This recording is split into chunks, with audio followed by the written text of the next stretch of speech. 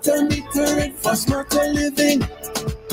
Smarter metering for smarter living. Smarter metering for smarter living. Nothing else sounds as good as WEFM,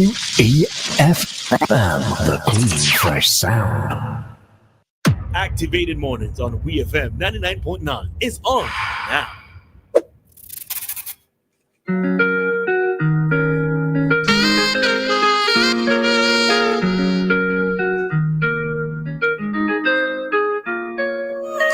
Activated Mornings with Roleza and Dianna is back. And right now we are going to be conducting an interview. And this interview is part of our political conversation series. This time we will be speaking with the NDP candidate for West St. George, Mr. Kaschaka Cupid. Good morning to you, sir. Good morning, Dianna. What I call it Dianna when I came. Yes, I noticed the emphasis on the D. Yes, you call it right. Yeah, good morning, Roleza, my good friend.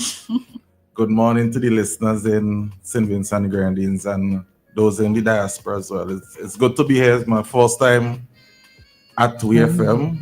And getting here was a small task. I'm sure many others had similar experiences, but the view is absolutely breathtaking, and that is the beauty of WEFM. And yes. I am sure there would be other times when I would have the opportunity to come and not just experience the view, but engage both of you in conversation. All right. So how are you doing otherwise? I am good. Yeah, once I have life, I have strength, and by the grace of God, I'm doing well. Highly motivated, excited, feeling good about myself and my political ambitions as well as my parties. And I am confident that this upcoming election that we would be successful. And this is due to the hard work of each and every candidate, which I could speak with a lot of conviction and authority, because I have seen a number of my colleagues putting in the work and the effort, and the meetings that we're having, sensitizing the public, educating them, telling them about our policies and our plans to take St. Vincent forward on the right path and an upward trajectory. I am highly motivated, and I have a lot of confidence in the team and my leader to ensure that we are on the path to success. And I'm excited about that, to say the least. What's it like for you as we get closer to the election date? Well, we haven't gotten the date, but as we get closer to when we believe we're going to have to go out and vote, what is it feeling like? On a personal level? And any level that you want to share. Well, as I said, I am feeling good. Mentally, I am in a good place. And for me, it's all about the motivation. You have to, as a politician, you have to be motivated. Intrinsically, the motivation must come from within. You can't wait until your leader, for example, Dr. Friday, comes and says, Shaka, hey, time to go out and engage your people. No, I don't need that. I am intrinsically motivated. I have an outstanding team around me, and I have colleagues in the party who are very supportive, and I am absolutely excited and delighted to be a member of the New Democratic Party. And I mean, being a member of the party was not a difficult decision for me, because I am all about serving the people, and I realize I have a goal and opportunity to really make a difference and improve the lives of each and every member of West St. George. And it's not just about West St. George, but the national impact that I could have on the entire country. Let me just give you an example. From the age of about 12 years old, I had the opportunity of representing St. Vincent and Grenadines at the national level, cricket. Roleza would know this about me, not Dianna.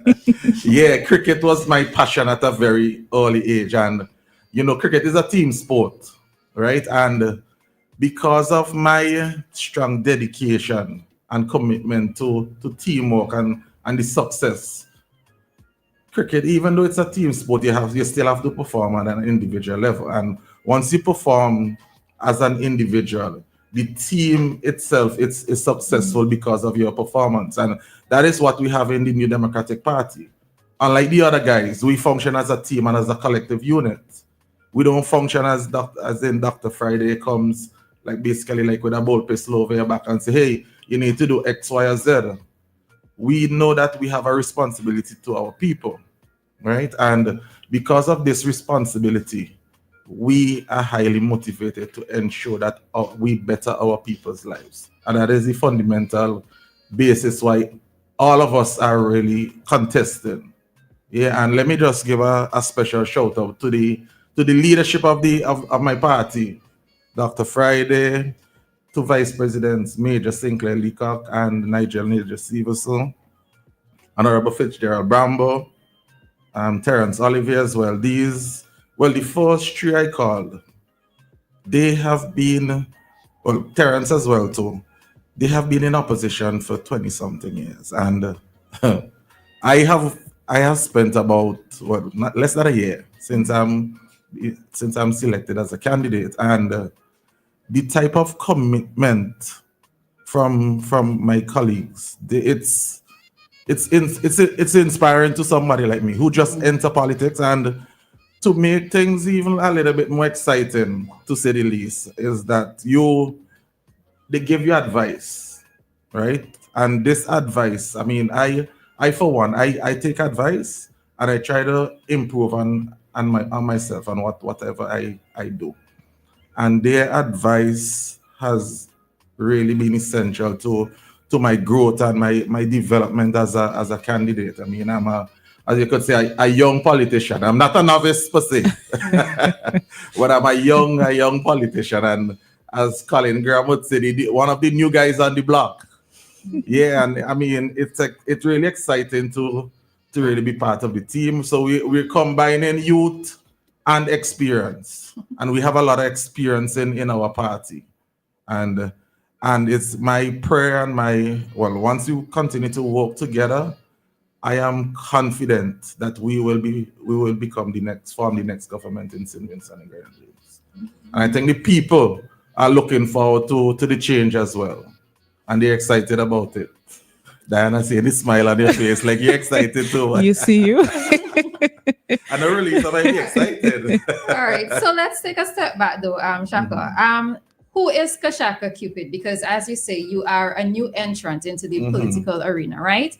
Who is Kaschaka Cupid, and what from your past, both professionally and personally, makes you an ideal candidate going forward or to be put forward for this election? Okay.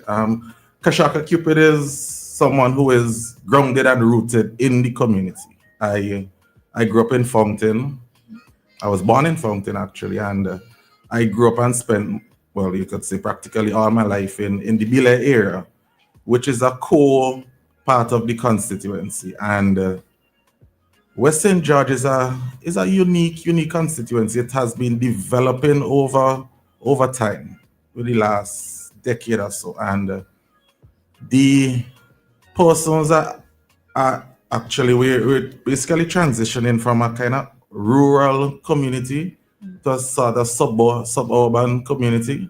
And it's a result of persons really advancing in life and natural development too. And while growing up, I played a lot of cricket in the community. So I developed and shaped a lot of bonds with a number of persons within the community. And what was important for me, socialization was essential. And I would play cricket on the street.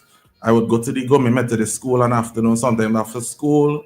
I would engage in a number of activities there. And these type of activities helped me to really build and formalize my relationships with my peers. And for me, if you're representing people, you must have this type of grassroots foundation. And sometimes people say, "Oh, you're from the bowels of the constituency." And not really necessarily my candidacy, but Kaschaka Cupid is somebody who is grounded, rooted, very, very humble. I I have achieved from a sporting background. I have achieved. I played for the national team as I said at the age of 12.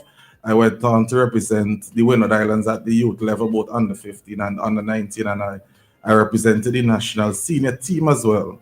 So, in terms of having a rich history in the community, I have that. And historically speaking, the New Democratic Party, we have changed candidates in this constituency every single election for the last, I think, 6 or 7 elections. And this is a cycle that we need to break. And with my entry into politics now, I am highly motivated, as I said. And my purpose really is to ensure that the constituency is moving forward. Currently, we are stagnant. There's no formal development. Infrastructure is poor. And the people are crying out for somebody who would be their voice and who would advocate for them. Currently, we're not receiving proper representation. As a matter of fact, I could go as far as say that we completely neglected. And I have gotten to a stage in my life where I cannot see something that needs to be done, knowing that I have the capability or the ability to influence others positively and make a difference, not just a difference, but a positive impact in each and everyone's life. So I am really, truly, I'm excited about that. I believe that I am the right person to lead West St. George forward. And my vision is really to have an inclusive, a thriving community where each and every person has the opportunity to be successful.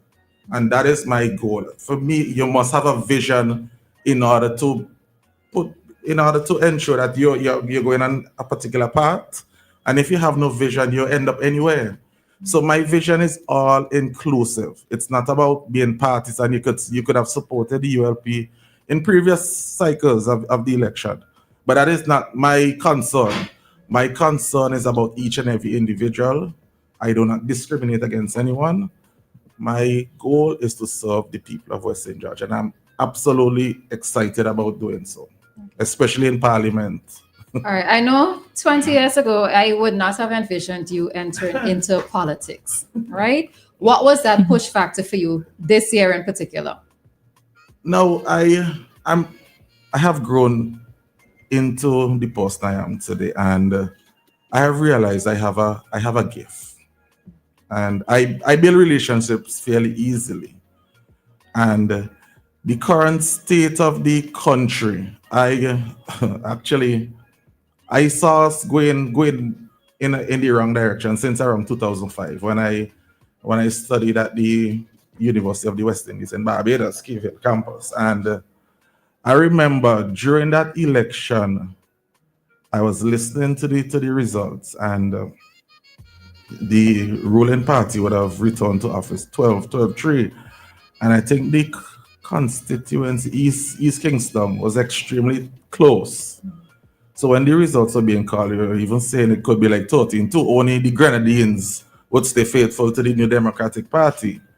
But I didn't like the direction the country was heading at that particular stage. And I could even go further. Now, in 2010, my first daughter was born. And because I saw the country going in the wrong direction, I decided, hey, it would be practical, it would be necessary to create opportunities for my children. So I decided that my wife at the time traveled to the States to give birth to the children, and they were born up there. So I wanted them to be in a position where they would be afforded opportunities that I would not have. And over time, I have seen the arrogance, the self-centered nature of these current politicians in on the other side, and the complete neglect of the constituency and the people. That is what has really inspired me to come forward boldly and make myself available to the people.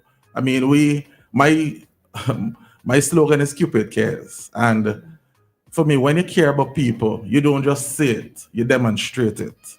As we all know, love is an action word. It's a verb. Oh, so that's what the Cupid. That is where the Cupid. Well, all right. you know they talk about the labor love, but this is Cupid care. Throw back your bow. Yeah, so my emphasis is on caring for the people of West St. George and St. Vincent and the Grenadines, and because of our friendship too, you would know firsthand of my caring nature, and I mean, when you care about people and you really love them, you show it. And to add to that too, I grew up in a very loving home.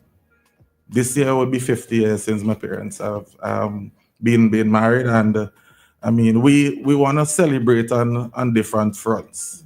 So this is an important year on a personal level too. So I am truly looking forward to being successful when the results are called, and I know the people of West St. George they're looking to embrace change as well, and not just change for change's sake, because what the people can do, right? They could compare what they currently receiving now in terms of representation to the potential that they could receive in the future. Okay, and by doing so, as I spoke to you about my vision for the constituency, and in addition to the vision too, I have a 7-point plan which encompasses this vision, which supports it. And that is the direction I want to take West St. George. And I mean, this is a clear path. So when you compare, for example, what you're currently receiving compared to what you could potentially receive, I mean, for me, the choice is absolutely clear. And this is not just about whether you support the ULP or the New Democratic Party. It's about who is competent and who is capable and who has the vision to take the constituency forward. And that is my complete focus. Right. Speaking about caring and taking the constituency forward and those things. Recently, we had a discussion on constituency fund, and we were asking if persons believe that opposition members should receive a constituency fund and why. What's your take on that? I think that is absolutely essential. I know my colleague, Major Sinclair Leacock, has always advocated for the constituency development fund, and you as an elected member of parliament, you're elected to serve the people. And in order to serve the people, you don't just need yourself to serve them. You need financial resources as well. We all know how important money is in simple terms. Money is essential to move everything forward in life. And the constituency cannot develop and move forward if the elected members are not given the financial support. And that is critical for to be a successful representative. Now, let me just go a little further. You have persons on the ruling side, because I mean the playing field is not leveled; it's unbalanced currently. Okay. Now, these are persons who are elected to serve their constituency, but still there's no formal development that is taking place in these constituencies, even though they're elected and they're on how things are structured right now. You could say they're on the right side and we're on the left side. Well, in Parliament, I think they're on the left side and we're on the right. Yeah, so they're on the left and it's tilted in their favor. So, for example, someone like Major Dr. Friday, Nature, Fitz, Terrence, these members, they're not afforded the luxury of having the financial support from the government. And it's, I mean, this is something I will not support. Now, let me just give this example too. Say, for example, this election turns out to be, say, around 10-5. I'm being a little modest here.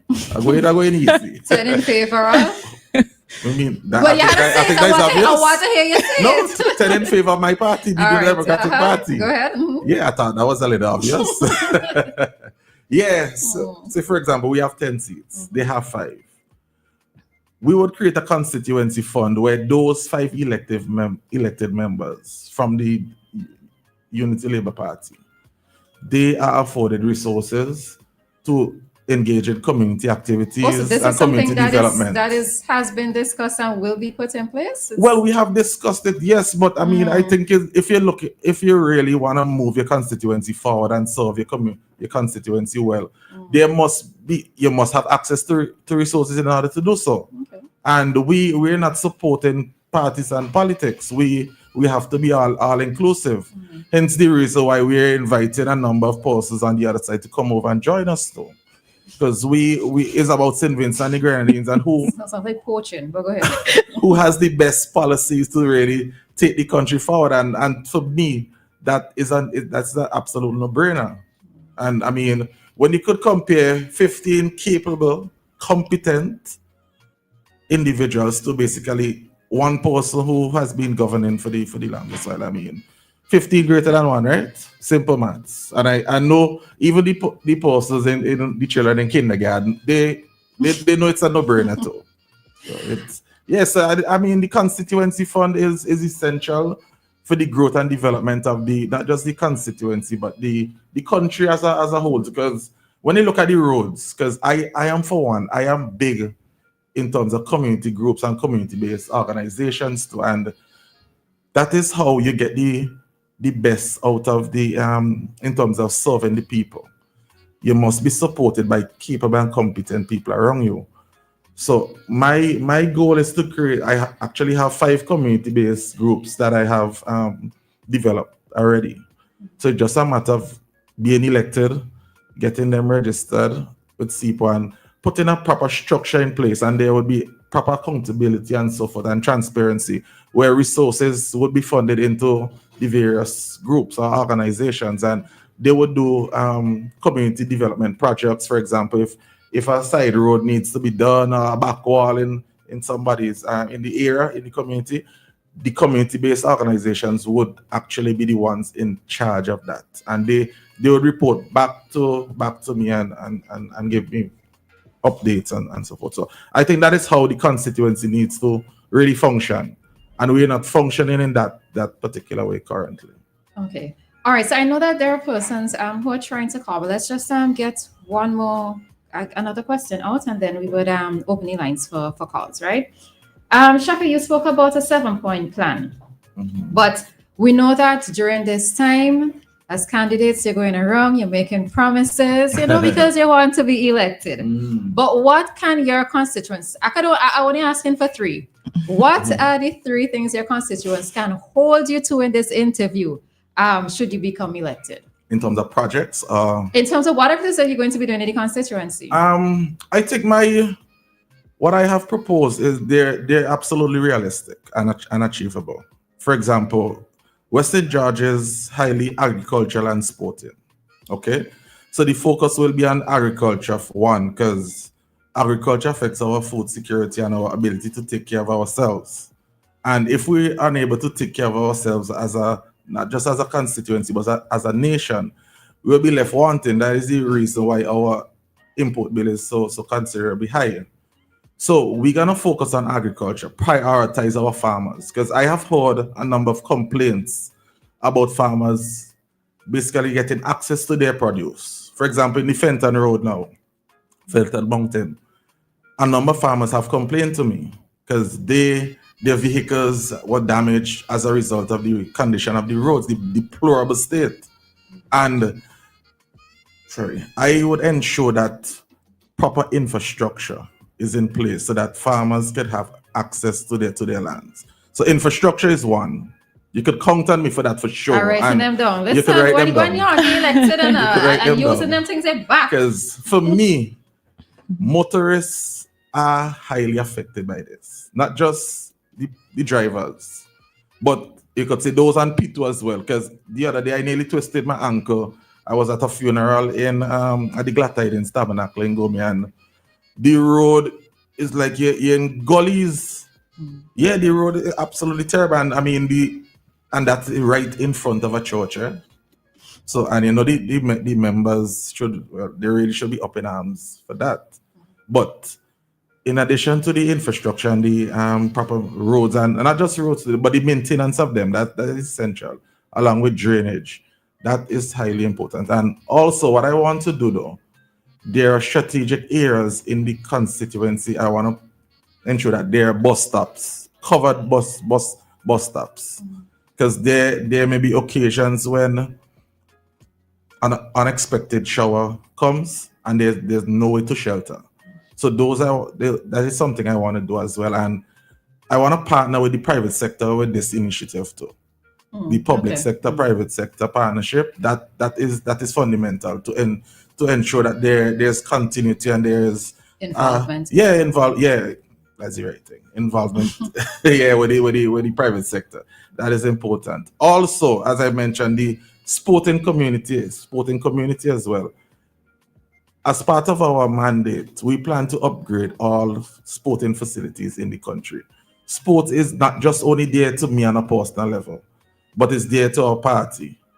We have a number of persons who have a lot of experience when it comes to sports and sporting administration. I don't need to get into all of that, but we have the competent people who know the importance of sports, and sports brings communities together, and it does so especially in West St. George, and that is something I really want to focus on.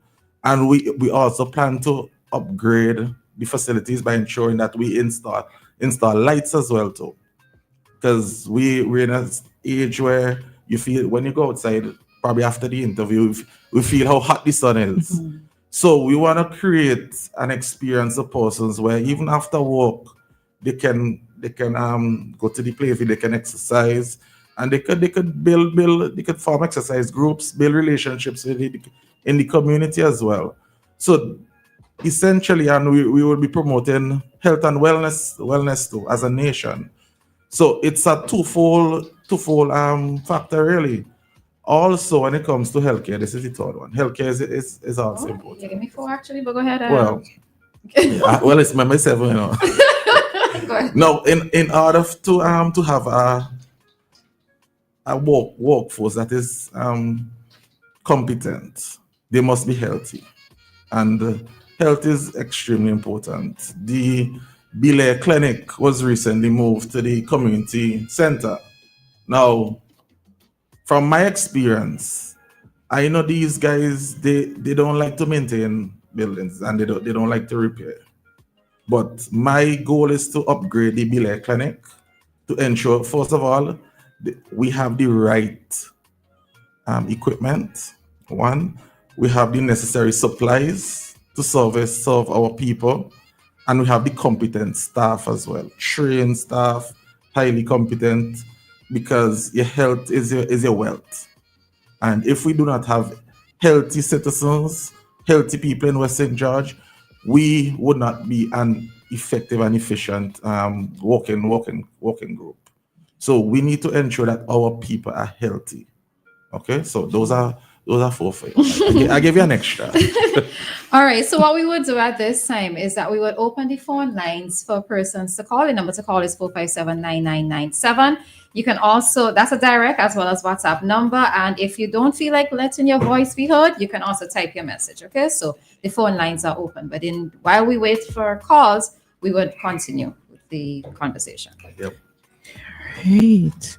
And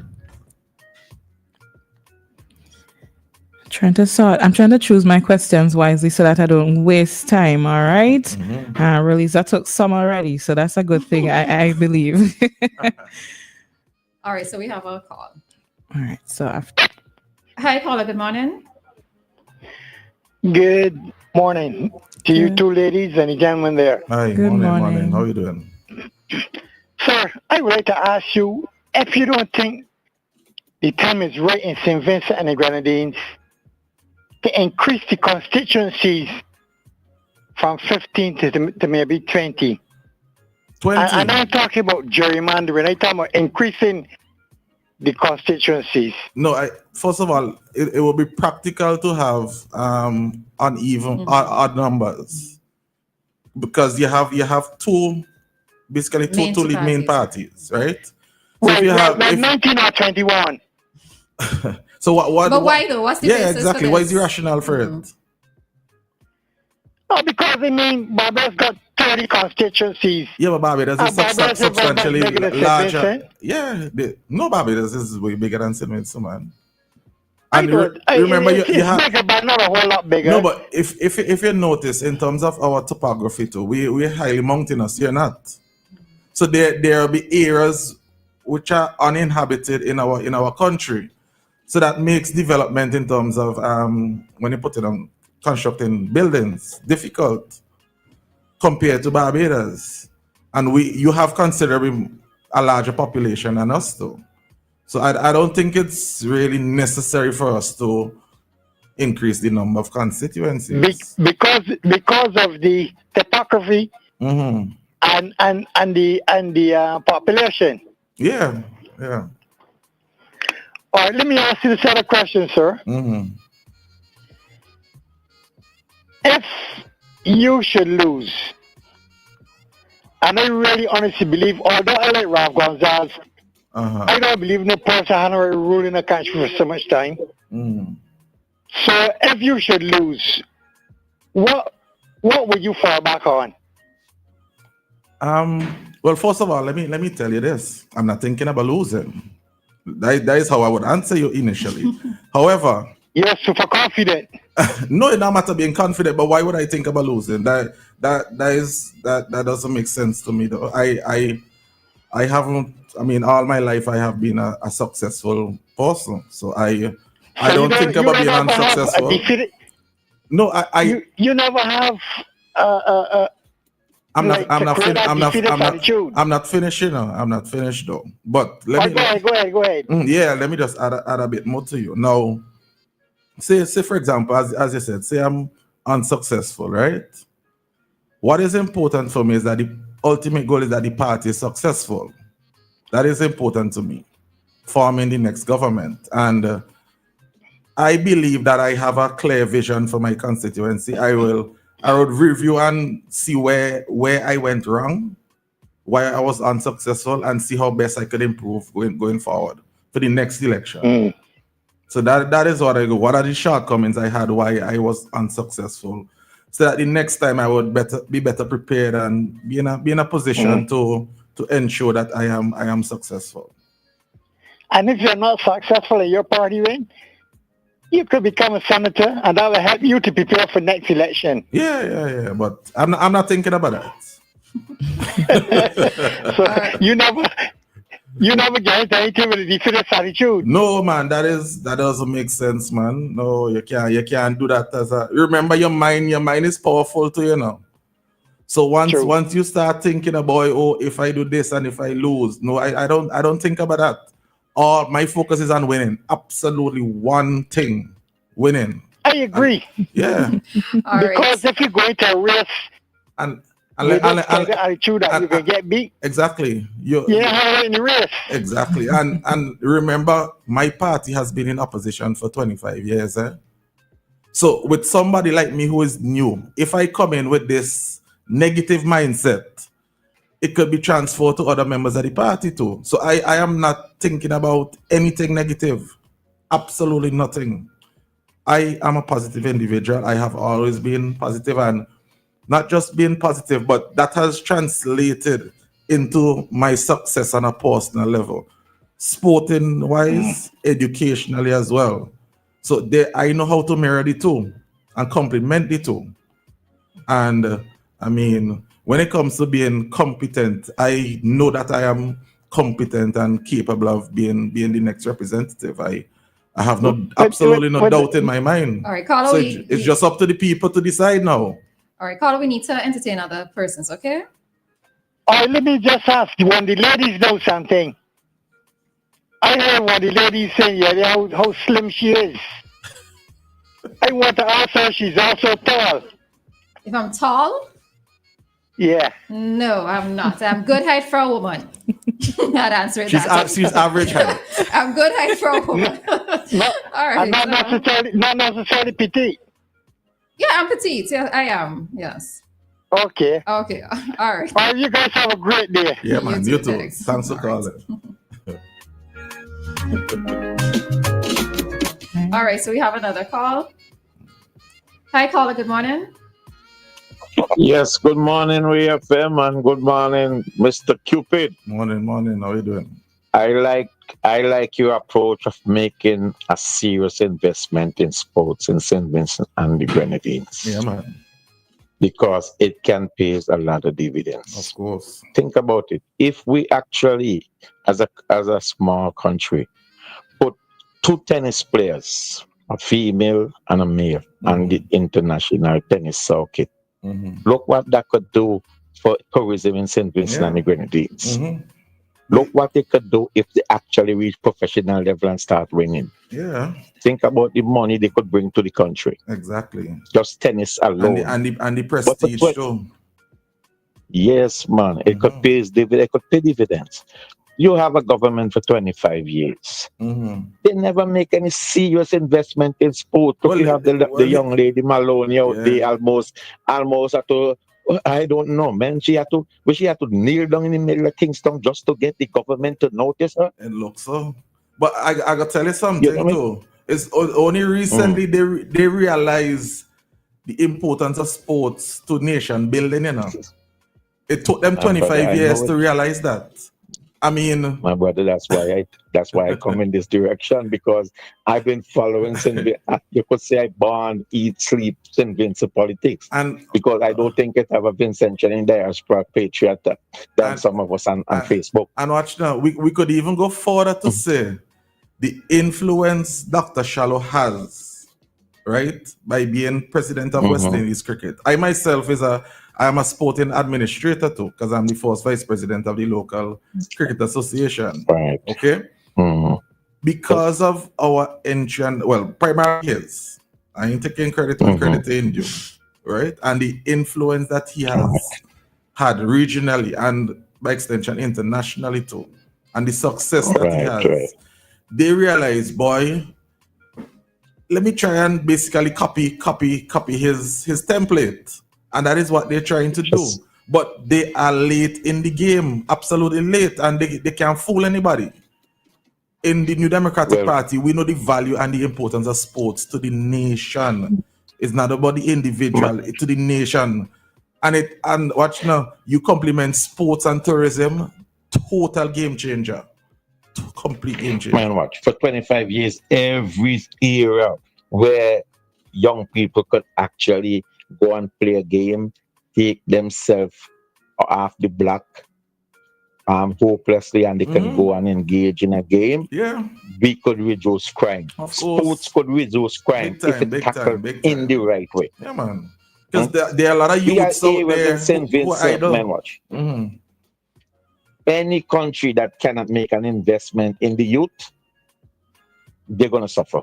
Of course. Any country in this world that fail to pay attention to the people, to the main driver of bringing youths in this world, which is our woman, it's going to be a problem. Yep. And woman, you may not thinking, you may look at yourself as maybe just a member of the household. But some women, if they're strong, they could put a lot of brothers in shape. Yeah. But we could go back to what make a country which is the family unit. Yeah. And the woman play a critical role in the family too. Man, of course, it's the best economics.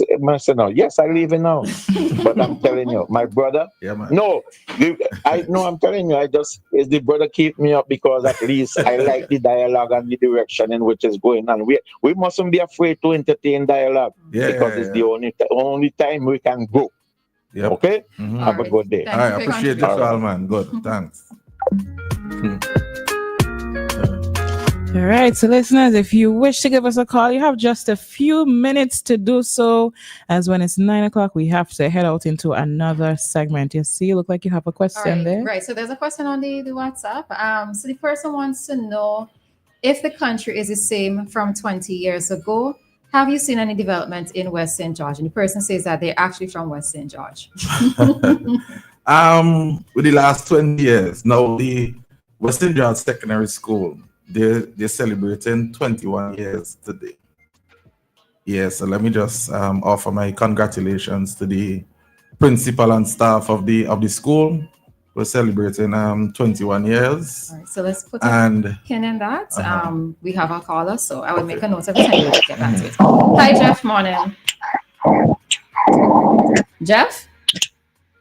Yeah, good morning. Good morning. Morning. Good morning, ladies. Good morning, ladies. Good morning to the gentleman in the studio. Good morning. All I could say, I wish you well. May the best man win. Thank you. I heard you started off first by saying that your wife went to the United States for children to be born. Mm-hmm. Are they back in St. Vincent now? No, they're currently overseas still. Well, okay. They're living overseas. All right. But they're living overseas. Yeah. Because I was gonna ask her why she went there for them to be born there. Anyway, like the caller said about sports. Yeah. And the former government, the current government is not doing anything about sports, or not much. But going back when they were doing the Honest Veil, I think, for Cricket World Cup, your party opposed almost everything they were doing. Which World Cup? This current the World Cup last year or the one before? 2007? The warm up. I believe so. The warm up one they had. They were doing some renovations for Honest Veil, and your party opposed that. They firmly opposed it. Even when we have proposed for the World Cup too. But you know the reasons why we opposed it. My party opposed it. Why? No, I'm asking you. No, I'm asking you because it was in 2007. They opposed for opposed sake, like everything the government do. They opposed. That made the Cricket World Cup. When St. Vincent was bidding for the Cricket World Cup, Jamaica was also declined to do it. And your party came out and said, why St. Vincent want to go and spend all that money? They should follow Jamaica. We can't follow every other country.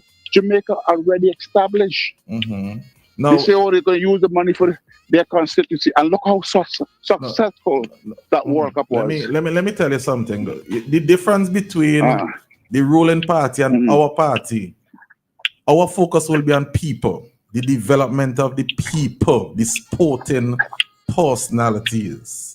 Okay? From grassroots come straight up. Our focus is not necessarily... No, hold on, give me a chance, please.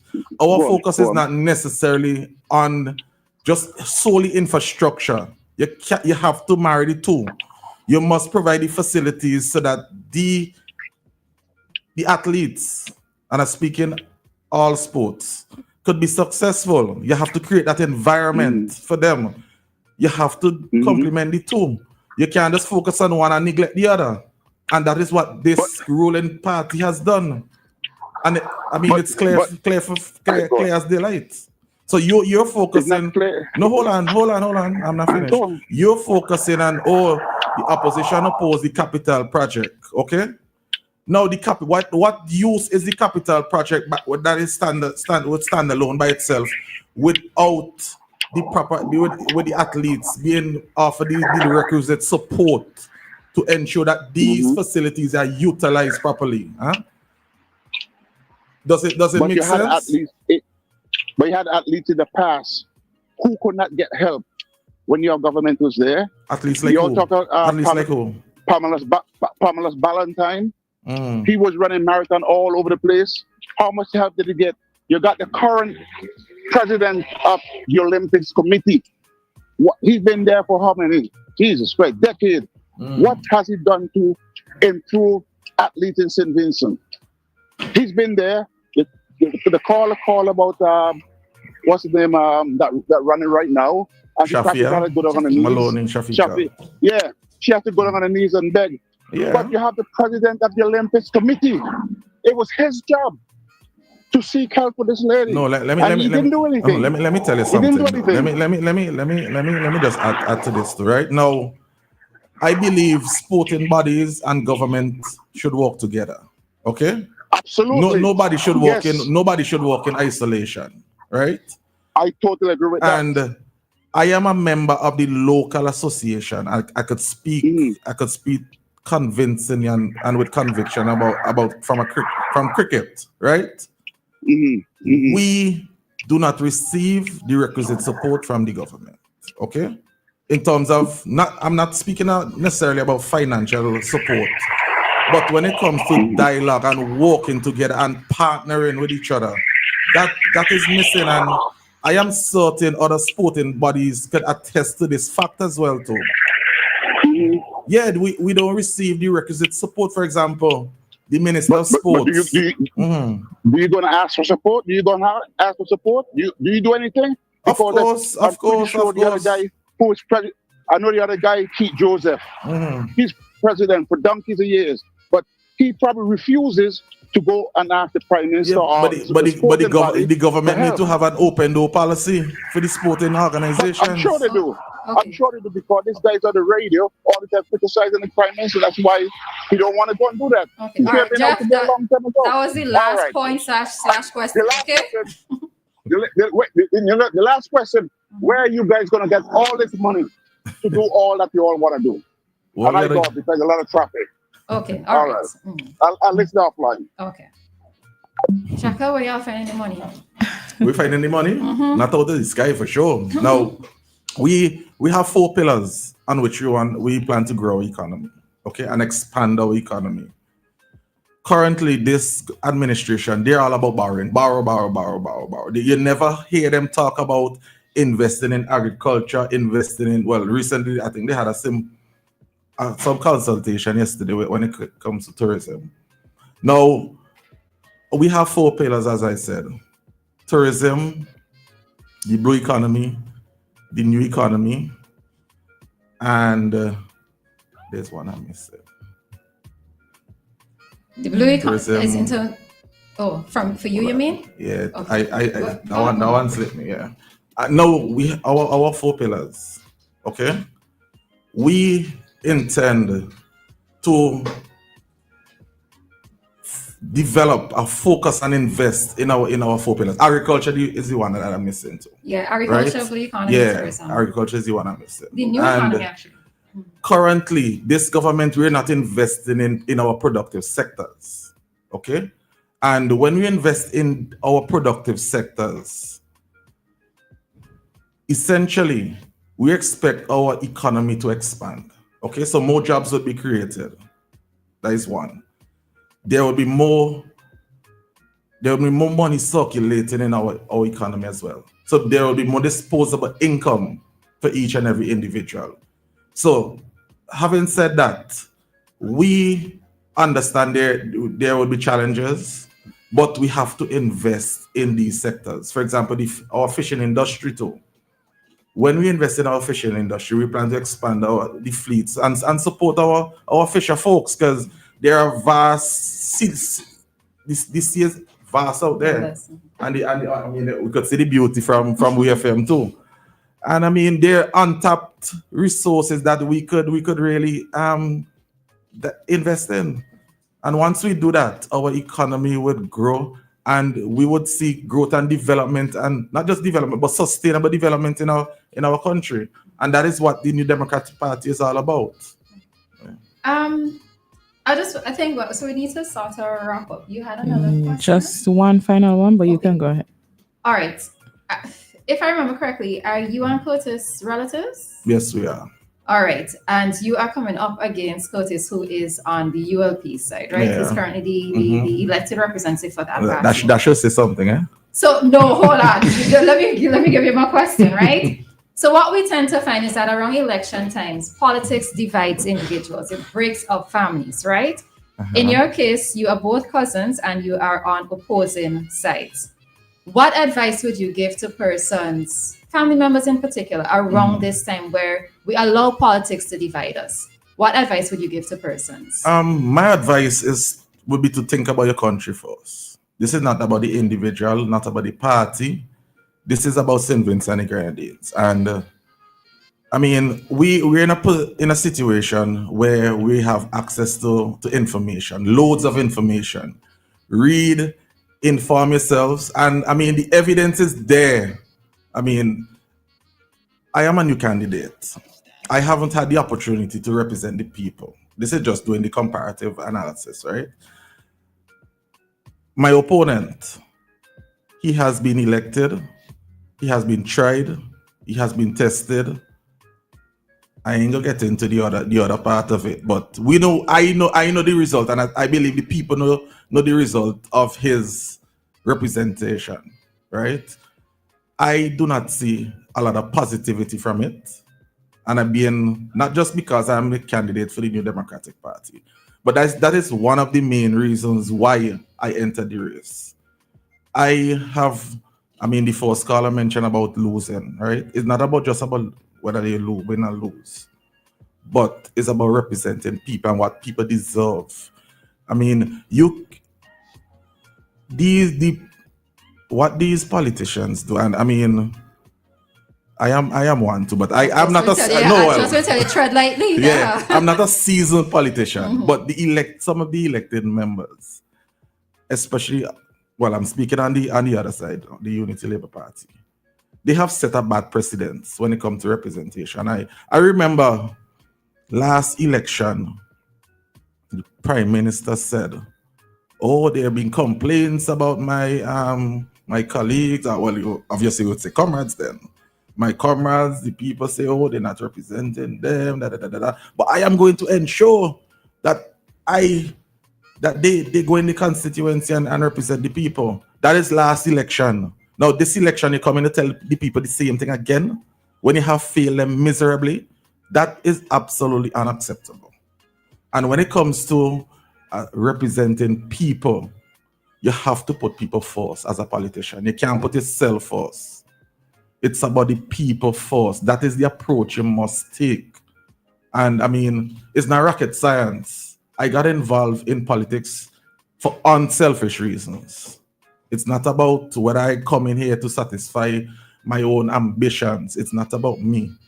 It's about caring for the people of the country, and especially West St. George. That is what I'm all about. And I wouldn't be here in this position today if I was not so motivated. And I mean, the motivation comes from above, because I'm highly spiritual, and before important decisions are made and to get involved in active politics, that was an important decision for me. I consulted the Almighty, and once I got the go ahead, I knew this was the right decision in my life, especially at this stage where my children are overseas, and I have more time. I won't say free time, but I have time for myself. And why not challenge my time into something productive that could advance my people's lives, right? So that is what I'm all about. So I just want to tell people, I mean, it's not about a matter whether you support the ULP. This is like especially family too. It's about who you believe can take West St. George forward. Because currently, I don't know where West St. George going, because, I mean, I have a vision for the constituency. I mean, it's there publicly. You can ask me anything about how I want to take the constituency forward. I have concrete, legitimate plans. They keep saying, "Oh, NDP have no plans, they this, they that." But when somebody comes around or is absent for 4.5 years and comes around when it's election time to say, "Hey, come and support me again for being such a failure," that is absolutely unacceptable. And we in St. Vincent and the Grenadines, we have been settling for mediocre representation for far too long. And this is all about changing your mental capacity too.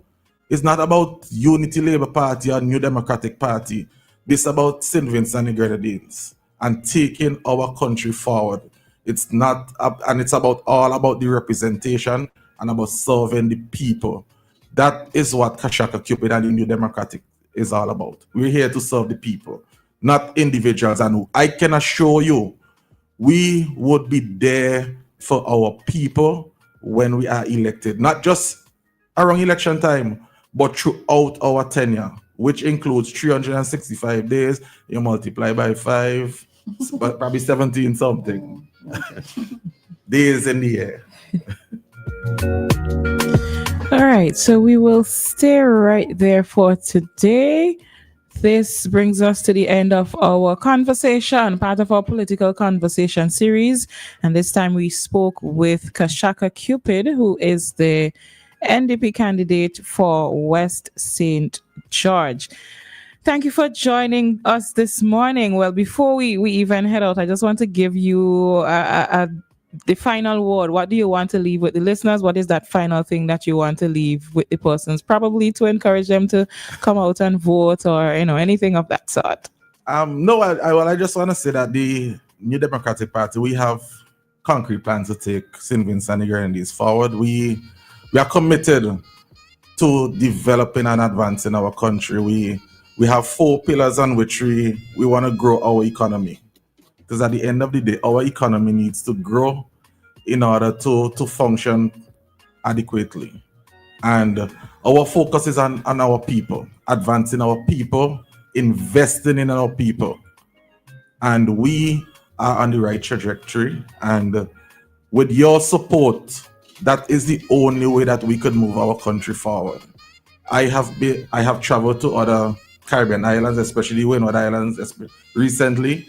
And from a comparative standpoint, we are nowhere close to the others. And I just want to encourage persons that you have a golden opportunity. You have a golden opportunity to think about your country. Think about what is best and who is best to lead your country. We in the New Democratic Party, we function as a team.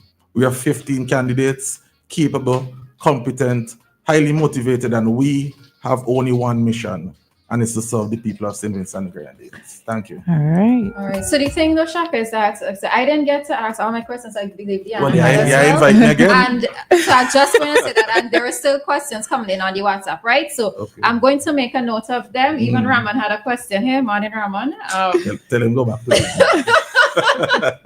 All right. But I'll make a note of all of them, and of course, you will be back. Yes, we'll invite you back. All right. Definitely. So all the best, and we'll see you soon. I enjoyed being here. Happy to do that. Great. Take care. All right, good. It's